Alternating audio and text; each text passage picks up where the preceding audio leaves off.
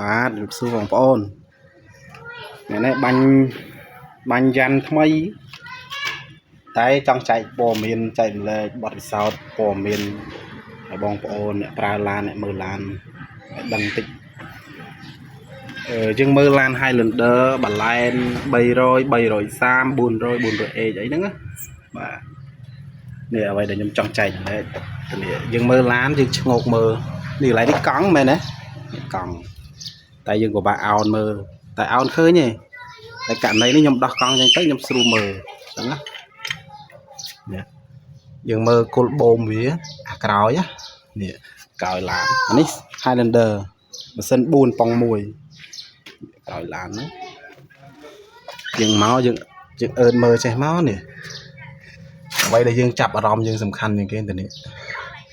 បដោតខ្ញុំមកសារនិយាយគល់បូមហ្នឹងហើយនេះ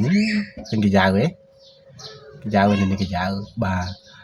អាហ្នឹងយើងគូចំណុចដែលយើងពិចារណាត្រូវមើលដែរមើលឡានណានេះកាយ៉ាវនេះធ្នេតែឃើញអត់មានប្រេះអញ្ចឹងមើលឡានប្រយ័ត្នឡើយណាបើឃើញប្រេះធំហើយមានន័យថាឡានហ្នឹងបុកវើលខ្លាំងឬក៏ឡានហ្នឹងដិតអីខ្លាំងឬក៏ឡានហ្នឹងវាស្ទើរសាច់ដែកនិយាយអញ្ចឹងទៅវាប្រេះនេះវាហែកហើយប្រេះមិនប្រេះរបៀបធ្នេអញ្ចឹងបណ្ដោយវាហែកចេញពីគ្នាអានេះសាច់ដែកផ្សេងអានេះសាច់ដែកផ្សេងអញ្ចឹងនេះគេចៅវាអញ្ចឹងនេះកានេះគេចៅវា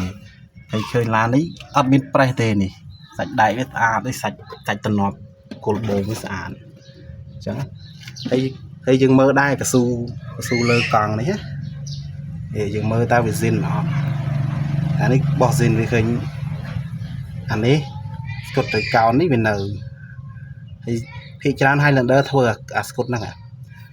100មាន70ឬក៏50% ដែលធ្វើនេះយើងនិយាយថា50ចុះ100មាន50% ដែលធ្វើអានេះសាថ្មីអានេះបោះវាចុងកតុយវាប្រឆិតចឹងប៉ិតចឹងហើយយើងចុចមើលទៅនេះវាមានស្នាមកញ្ចក់ចឹងឃើញទេស្អីច្បាស់ណាស់ជាស្រ័យនេះស្នាមកញ្ចក់ហើយស្នាមកញ្ចក់យូរទៅវាបាត់ឯងយើងមើលស្បែកចឹងណានេះហើយមានអារបៀបកាយ៉ាវចុចចឹងបោះស៊ីនវាចឹងនេះមួយទៀតចឹង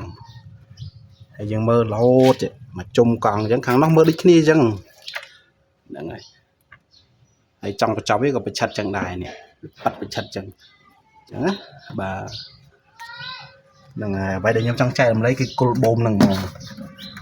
ទិញឡានយើងមើលប្រយ័ត្នឡើងនឹងតិចនេះឃើញទេអានេះវាមានធ្នេមួយនេះកាយ៉ាវវាបតក់ចឹងតក់ចឹងហើយទៅនេះធ្នេប្រេះលហែចេញពីគ្នានេះពីទៅនេះវាស្រើបចេញពីគ្នាចឹងមកយើងគូពិចារណាដែរយើងកុំយកចឹងណាវាប្រេះចឹងហើយបាទអរគុណច្រើន